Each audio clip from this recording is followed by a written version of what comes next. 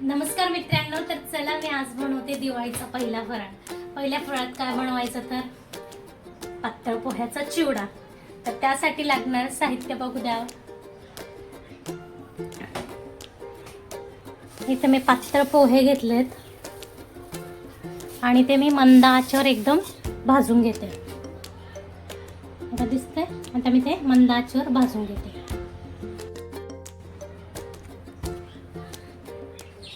पोहे कधीही एकदम मंद आचेवरच भाजायचे, घाई करायची नाही। आणि नेहमी टोप हा गरम होतो, याला डायरेक्टली हात न लावता असा एखादा रुमाल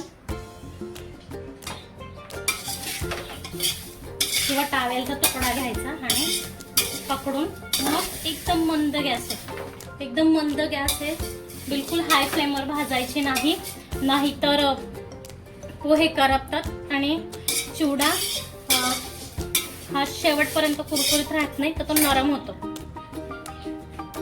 तर चला, इथे माझे पोहे भाजून झाले। भाजून झाल्यावर मी ते चाळणार आहे, कारण की त्यात खाली थोडीशी अशी पावडर होते। पातळ पोहे असल्यामुळे नाजूक असतात ते, आणि मग त्याची पावडर होते, तर ती चिवड्यात चांगली नाही लागत, म्हणून मी पोहे चाळून घेणार आहे।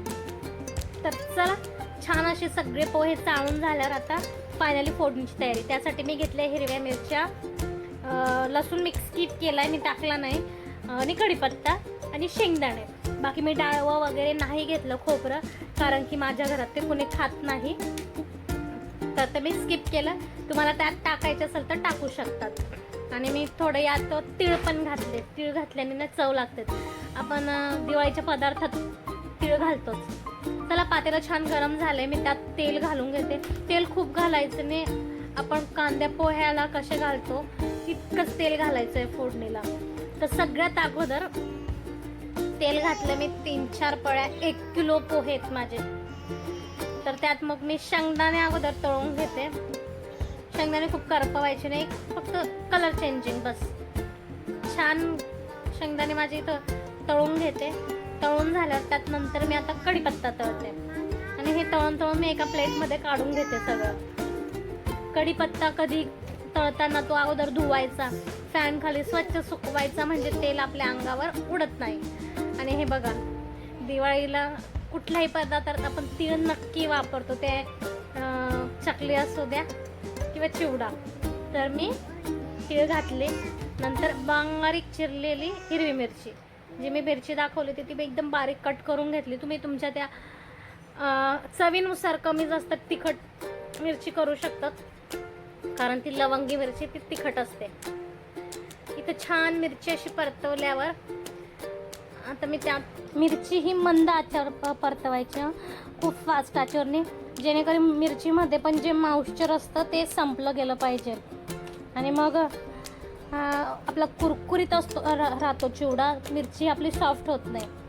तर असं झाल्यावर आता मी त्यात घालणार आहे हळद, मीठ चवीनुसार। तुम्ही तुमच्या चवीनुसार कमी जास्त करू शकता। अगोदर मी हळद घालते बघा। आता त्यात हळद पण तुमची होममेड असेल तर ती कमी लागेल, ही माझी मार्केटची हळद आहे म्हणून मी जरा जास्त घालते, कारण तिला कलर येत नाही जास्त। मीठ घालते, तुम्ही तुमच्या चवीनुसार तेही घाला। आणि आता हळद करपवण्याच्या अगोदर मी त्यात पोहे घालणार आहे। आता आपण पहिलेच कढीपत्ता आणि शेंगदाणे घालायचे नाही, तर कढीपत्त्याला सगळं ते मीठ हळद लागतं, म्हणून अगोदर पोहे मी घालणार, त्यानंतर टिपे आहे त्यानंतर घालायचे। पोहे परतवून झाल्यावर मग त्यात कढीपत्ता आणि शेंगदाणे घालायचे। मग असे छान मी पोहे स्वच्छ पांढऱ्या रुमालावर चाळून ठेवले होते, तर मी ते सगळे काढून घेते व्यवस्थित। आणि मंद गॅस आहे, गॅस फुल नाही आहे, बंद केला तरी चालेल, काही हरकत नाही, नंतर लावा परत। आणि आता बघा, असं मी छान असे परतवून घेते पोहे। सगळ्या पोह्याला छान व्यवस्थित मीठ हळद लागल्यावर मग त्यात मी कढीपत्ता घालणार। मग आता कढीपत्ता आणि शेंगदाणे एक लास्टमध्ये मी परत छान आता मी त्या प्लेटनेच परतवते, कारण आता प्लेटने जरा व्यवस्थित मिक्स करता येतं आहे। गॅस मी बंद केला आहे खालून, फक्त मी आता आणि यात मी थोडासा गरम मसाला घालणार आहे टेस्ट इन्हॅन्स व्हायला आणि परत हलवून घेणार आहे. तर असा आपला दिवाळीचा पहिला पदार्थ पातळ पोह्याचा चिवडा इथे रेडी खाण्यासाठी.